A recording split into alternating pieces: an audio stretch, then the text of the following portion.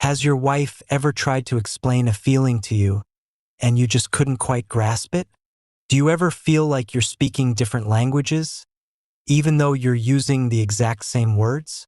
Maybe you've been in a conversation that suddenly blew up. You're left confused, trying to logically retrace the steps to figure out what went wrong, while she's left feeling hurt and completely unheard. You want to fix it. You want to understand. But it feels like you don't have the right tools, or maybe even the right words, to bridge what feels like a growing divide. This isn't about blame. It's not about one person being right and the other being wrong.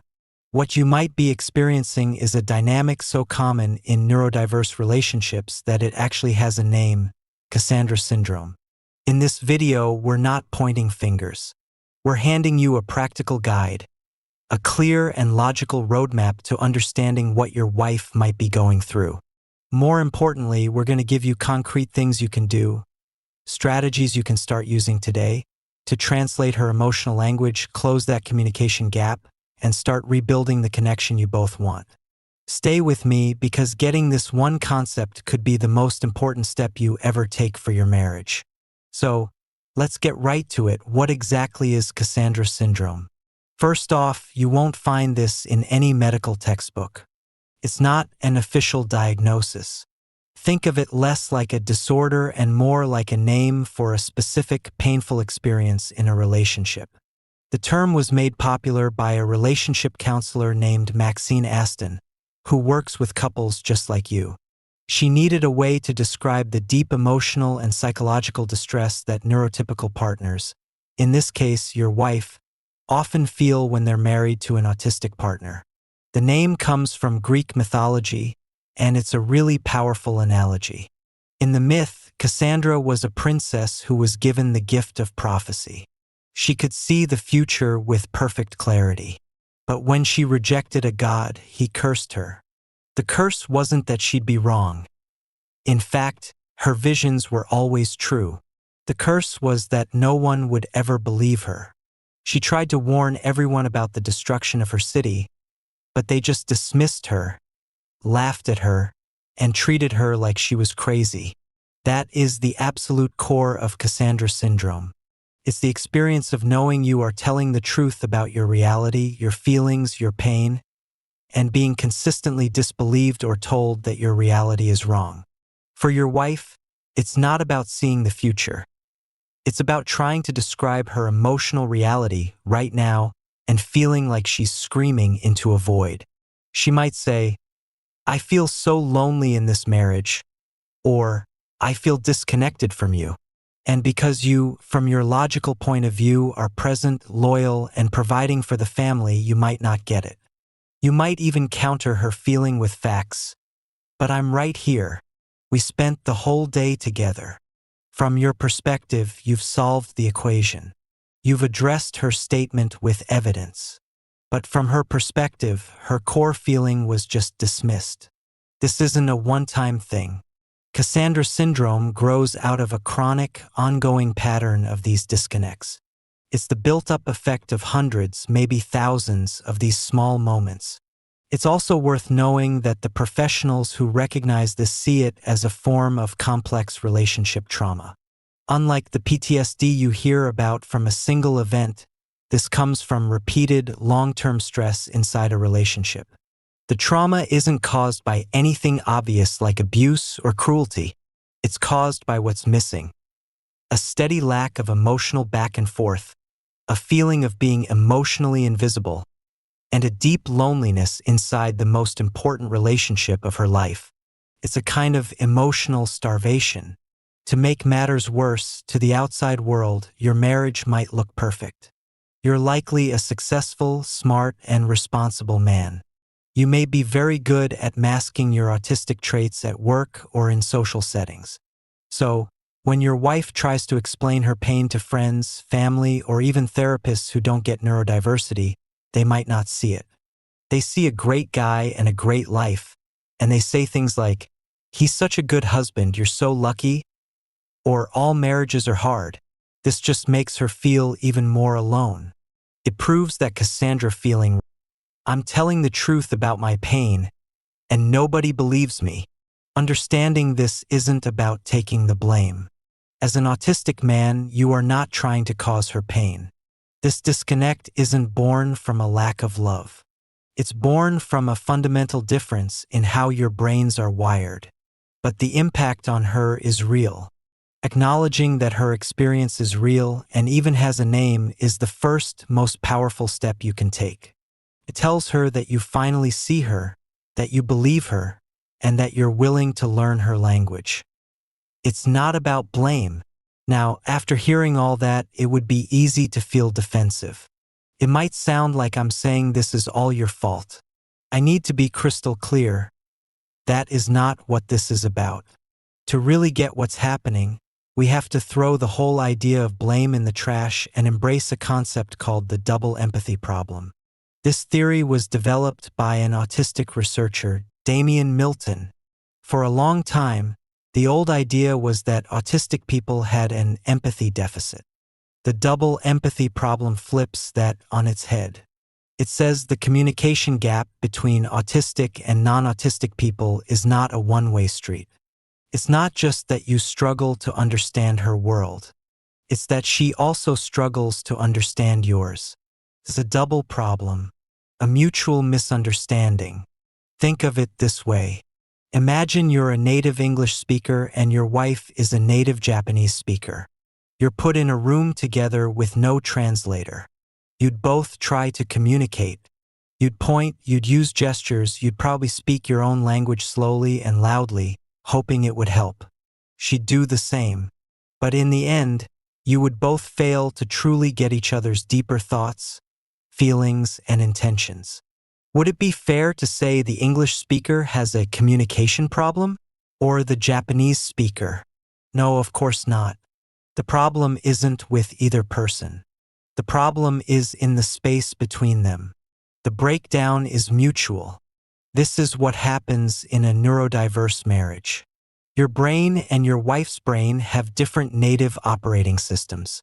Your autistic brain is likely wired for bottom-up, logical, pattern-based thinking. You process the world through systems, facts, and details. You probably communicate very directly and literally, and you expect that in return.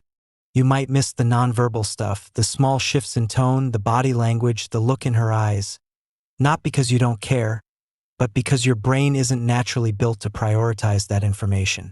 Your wife's neurotypical brain, on the other hand, is likely wired for top-down, intuitive social processing. She communicates in more subtle ways, relying heavily on that nonverbal data, the tone, the context, the feeling behind the words. For her, how something is said is often more important than the literal words used. Neither operating system is better.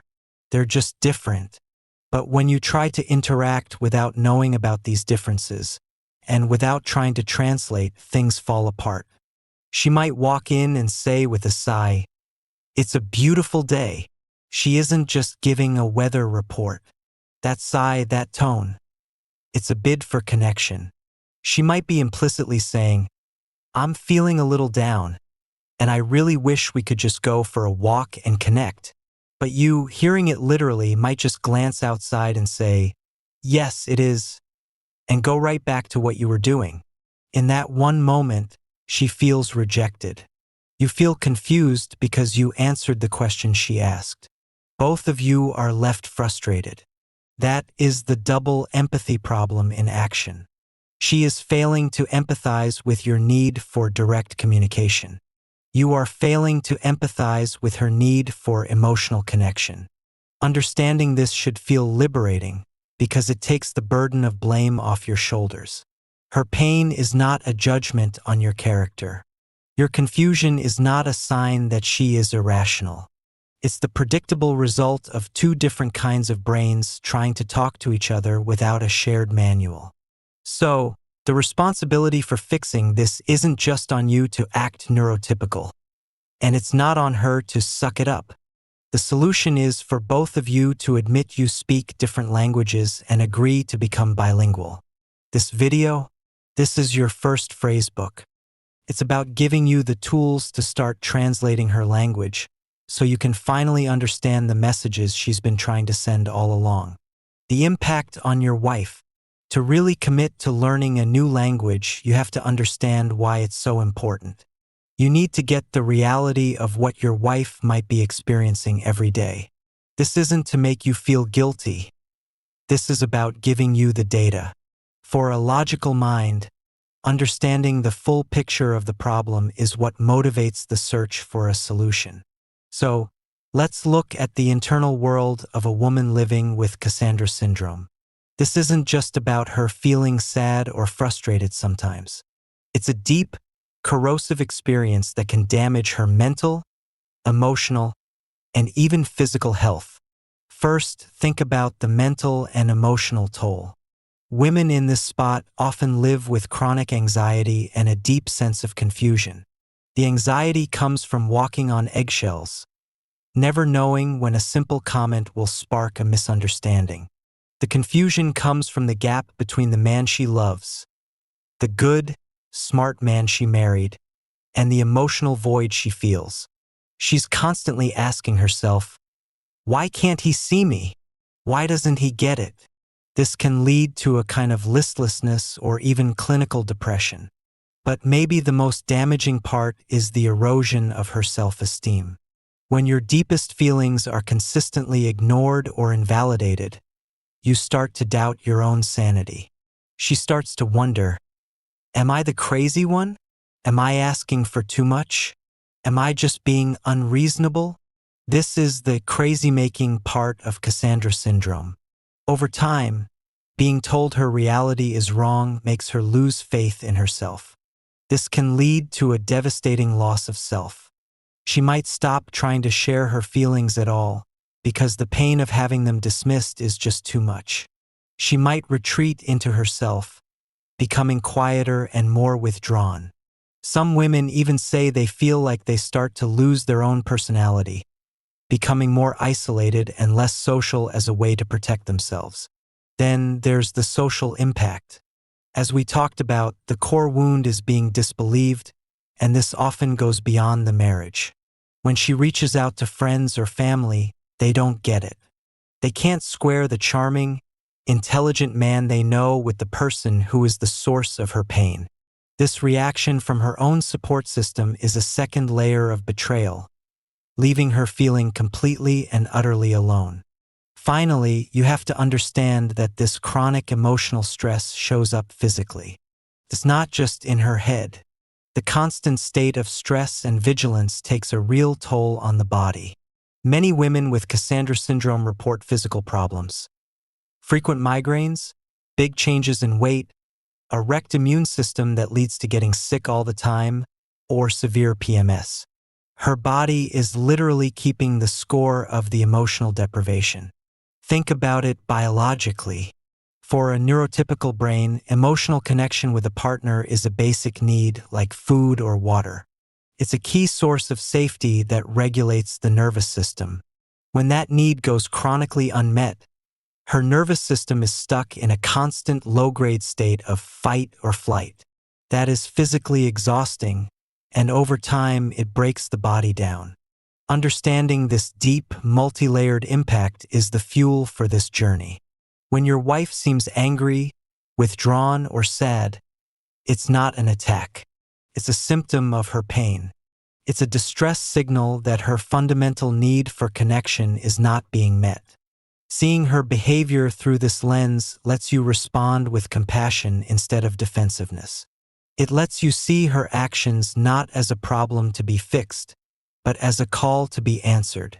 And with the strategies we're about to cover, you will finally have the tools to answer that call. Okay, we've defined the problem. We understand the impact. Now for the most important part, the solution. This is not about changing your fundamental personality. It's about adding new skills to your toolbox, learning a new set of rules for one specific part of your life, your marriage.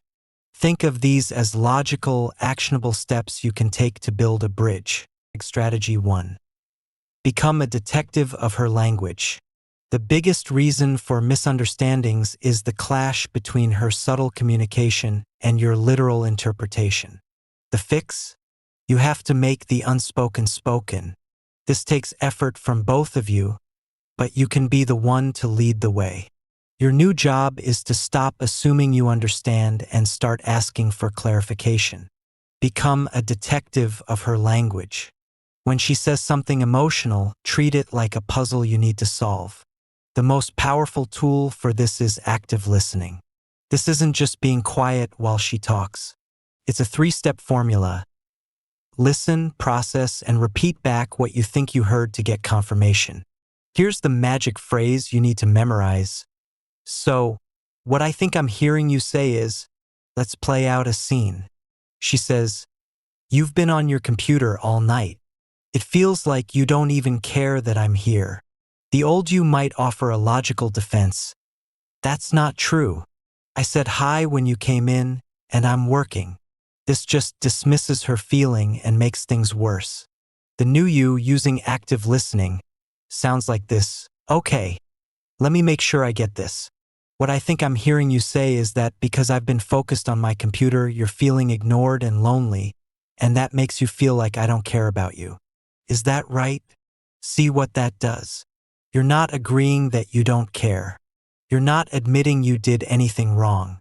You are simply holding up a mirror to her feeling to confirm you got the message correctly.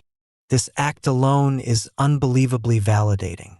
For maybe the first time, she feels truly heard.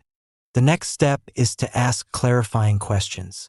You need clear, direct communication, so you have to guide her to give it to you. After you use your "what I'm hearing is" phrase and she says, yes, that's it, your follow-up is this. Thank you for explaining that. Can you help me understand? When you say you need me to be more present, what would that actually look like? This question is genius. You are asking for a concrete, actionable definition of a vague emotional idea. You're asking her to translate her feeling into a set of instructions you can follow. She might say, maybe we could put our phones away for 15 minutes when we both get home and just talk about our day. Suddenly, you have a solvable problem. Be more present is confusing. Put devices away for 15 minutes is a clear rule you can follow. You are teaching her how to speak your language. Strategy 2. Build a bridge with scheduled check-ins. For a brain that thrives on predictability, emotional conversations can feel like an ambush. They seem to pop up out of nowhere and are full of intense feelings. The solution is to create a safe, predictable time for them, the scheduled check-in. This is a dedicated time you put on the calendar, like a meeting, where the only agenda is the health of your relationship. Maybe it's every Sunday for 30 minutes. The key is that it's regular, it's expected, and it has clear boundaries. This works for 2 big reasons. First, it stops emotional pressure from building up. Your wife knows she has a specific time to talk, so she's less likely to let things fester and explode. Second, it lets you prepare. You know the talk is coming. You can mentally get ready for it, which makes you less likely to feel ambushed and defensive. To make these check-ins even better, try written communication. Many neurodiverse couples find it's a total game changer to write down their thoughts in an email or a shared document before the check-in. This lets your wife get all her complex feelings out without pressure. It lets you read and process her words on your own time without trying to also decode her tone and body language. You can read a sentence 10 times if you need to. You can come to the check-in already understanding the issue, so the conversation can be about connecting and solving the problem, not just figuring out what the problem is. Strategy 3. Learn the code emotional literacy. Many autistic men deal with something called alexithymia, which is simply a difficulty in recognizing and naming your own emotions. If you can't tell what you're feeling, it's almost impossible to understand what someone else is feeling. But here's the good news. Emotional literacy isn't some magical gift. It's a skill you can learn, just like any other. Start by getting an emotion wheel. It's a chart that shows core emotions like sad or angry in the middle. and then all the more specific feelings that branch off them. A few times a day, just pause and try to name what you're feeling. I am feeling overwhelmed. Just naming it without judgment builds new pathways in your brain. Once you get better at spotting your own emotions, you can start learning to spot them in her. Think of it as pattern recognition. Ask her for the data. When you make that specific face, what does it usually mean? Or when your voice gets that higher pitch, what emotion is that? You're gathering data points to build a better predictive model of her emotional state. Strategy 4. The superpower of validation. This might be the most important strategy of all. If you forget everything else, remember this. The core wound of Cassandra syndrome is being disbelieved. The antidote to that wound is validation. Validation is not the same as agreement.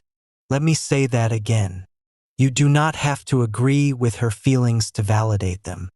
Validation is just acknowledging that her emotional experience is real for her. It's saying, I see what you're feeling. I accept that it's there, and from your point of view, it makes sense. Here are your new magic phrases. That sounds really hard. I can see why you would feel so hurt. It makes perfect sense that you're frustrated. Thank you for telling me that. I know it wasn't easy. Notice none of these say, you're right, I'm a bad husband. They don't admit fault. They just validate her reality. In any emotional conversation, your first job is not to solve the problem. Your first job is to validate the feeling. Let's go back to our scene. She says, it feels like you don't even care that I'm here. Your new protocol is validate first, problem solve second. Step 1, active listening. What I'm hearing is you're feeling lonely and like I don't care right now. Is that right? Step 2, validation. That must feel awful. I can totally understand why you'd feel that way, seeing me zoned in on this. Step 3, reassurance. I want you to know, I do care about you. A lot. Step 4, problem solving.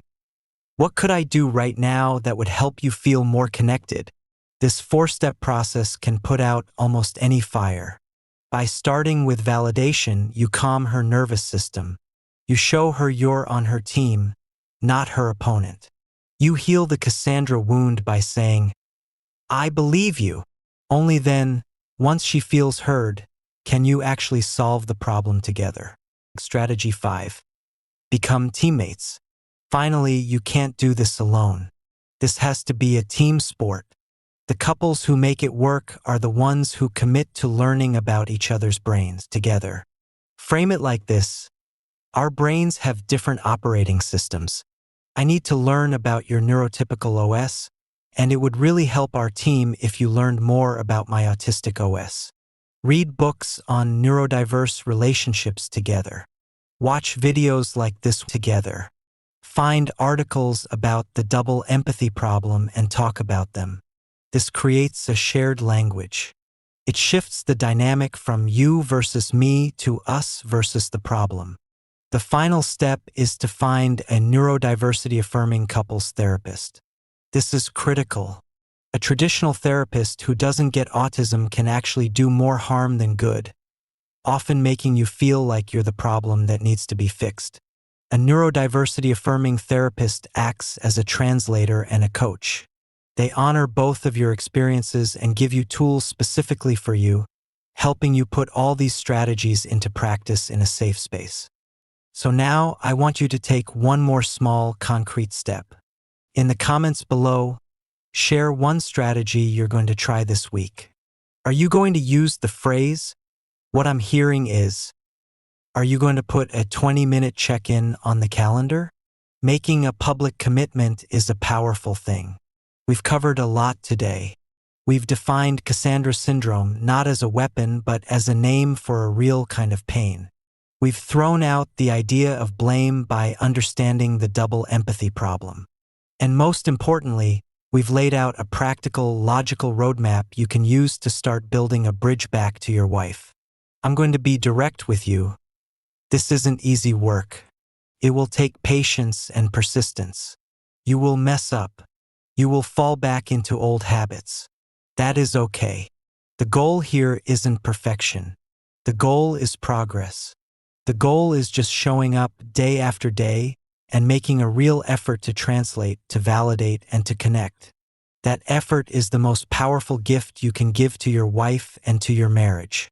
It's the ultimate act of love. Because when you commit to understanding her world, you are telling her, in the clearest way possible, I see you, I hear you, I believe you, and I choose you. And that is the choice that can heal everything. If you are a neurotypical wife in a marriage with an ASD level 1 husband, and you feel like you're suffering from Cassandra syndrome, then there's going to be a link below this video in the description area and also pinned in the comment section that will take you to my Cassandra syndrome recovery group. We meet 1 hour a week for 4 weeks. I hope to see you in that group. Would you like to schedule a paid private coaching session? This will be in the form of a face-to-face Zoom call. Underneath any of my videos, you'll see this Calendly link. If you click on that link, it'll open up my calendar. You can pick the available days and times that works for your schedule. You'll get a follow-up email immediately after purchasing a session that will have the Zoom link that coincides with the day and time that you picked. I will get an email too that you scheduled a session, and I will be available on that exact day and time, and we will talk. I look forward to working with you.